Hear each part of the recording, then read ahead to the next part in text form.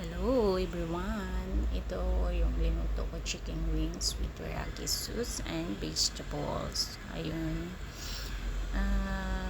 Dinagyan ko lang siya ng dark soy sauce para may kulay. Tapos pinirito ko siya. Yung buto ng chicken wings, tinanggal ko mga sisi. Tapos yun na, dinagay ko yung yung vegetable.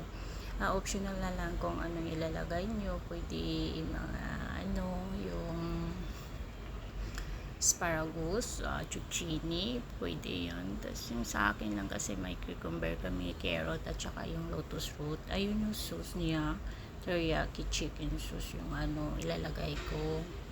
Tapos linagyan ko lang din siya ng paper, yung paglagay ko sa dark soy sauce. Pero kung wala kayong teriyaki sauce, gagawa na lang kayo ng sauce. Oyster sauce, cornstarch and sugar, para manamis-tamis kasi yung teriyaki sauce, manamis-tamis. Thank you for watching. Bye bye.